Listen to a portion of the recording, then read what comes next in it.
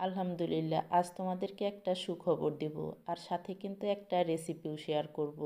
আসলে আমরা যারা এই প্ল্যাটফর্মে কাজ করি তাদের কাছে এই খবরটা যে কতটা আনন্দের সেটা শুধু তারাই বুঝতে পারে যারা পেয়েছে।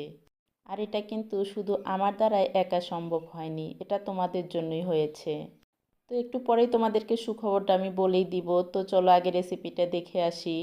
আর আজকে কিন্তু তোমাদের সাথে আমি একটা টমেটো সসের রেসিপি শেয়ার করব। আর এই রেসিপিটা কিন্তু একদম হুবহু দোকানের যে কেনা সসগুলো পাওয়া যায় সেই সসের টেস্টটাই এসেছে। তো দেখো আমি এখানে কিছু টমেটো নিয়েছি, আর টমেটোগুলো না কয়েকদিন আগেই বাজার থেকে এনে রেখেছিলাম, তো কয়েকটা পচেও গেছে। তো যেগুলো ভালো আছে সেগুলো আমি বেছে বেছে ভালোভাবে পরিষ্কার করে ধুয়ে এভাবে কেটে নিয়েছি।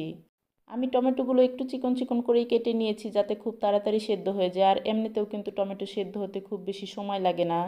তো কাটা টমেটোগুলো আমি একটা প্যানের মধ্যে দিয়ে দিলাম, তারপর এখানে আমি কিছু মশলা দিয়ে দিচ্ছি আমি এখানে 2-3 টুকরার মতো দারুচিনি, 3-4টার মতো এলাচ দিয়েছি, একটা তেজপাতা মাঝখান দিয়ে ছিঁড়ে দিয়ে দিচ্ছি। তারপর এখানে 1/2 চা চামচের মতো গোলমরিচ আর এই 5-6টার মতো হবে লবঙ্গ দিয়ে দিলাম। আর সব শেষে আমি এখানে 1/2 চামচের মতো লবণ দিয়ে দিয়েছি। অনেকেই লবণটা পরে দেয়, আমি কিন্তু লবণটা আগেই দিয়ে দিলাম, কারণ এই লবণটা দেওয়ার জন্য ওই যে টমেটোগুলো কিন্তু খুবই তাড়াতাড়ি সেদ্ধ হয়ে যাবে। তো চুলাটা ধরিয়ে আমি একটা ঢাকা দিয়ে ঢেকে দিলাম, আর এখানে কিন্তু কোনো রকমের পানি দিতে হবে না, টমেটো থেকেই কিন্তু অনেকটাই পানি উঠবে। আর এই তো দেখো 6-7 মিনিট রান্না করার পর টমেটোগুলো কিন্তু খুব ভালোভাবে সেদ্ধ হয়ে গেছে। এখন আমি টমেটোগুলোকে একটা চালনি দিয়ে খুব ভালো করে চেলে নিব। আর এগুলো একটু গরম থাকতে থাকতে আমি খুব ভালো করে একটা চালনি দিয়ে খুব ভালো করে চেলে নিলাম। আর চেলে নেওয়ার পর দেখো কতটা জুস বের হয়েছে টমেটোর। তো এখানে আমি মোট 3 কাপের মতো টমেটো জুস পেয়েছি।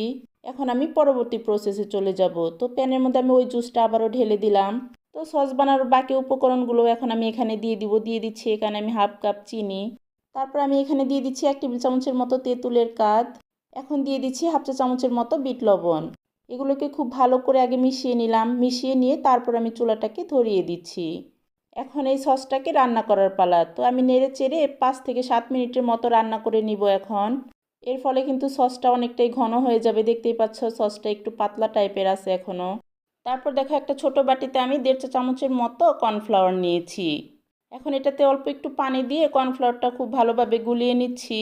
তারপরে তো চুলায় যে রান্না হচ্ছে সসটা ওইখানে আমি এই কর্নফ্লাওয়ারটা ঢেলে দিয়ে খুব ভালোভাবে নেড়েচেড়ে মিশিয়ে নিলাম। তো এখন চলো তোমাদেরকে সুখবরটা বলেই দেই, আমি কিন্তু কন্টেন্ট মনিটাইজেশন পেয়েছি। আলহামদুলিল্লাহ, অনেক প্রতীক্ষার পর যখন এই সুখবরটা পায় একজন কন্টেন্ট ক্রিয়েটার, তার কিন্তু খুশির আসলেই সীমা থাকে না। তো এই জন্য কিন্তু আজ আমি অনেক খুশি। আর এটা কিন্তু আসলে আমার একার দ্বারা সম্ভব হয়নি, তোমরা পাশে ছিলে, ভালোবেসেছো, এই জন্যই কিন্তু এটা সম্ভব হয়েছে।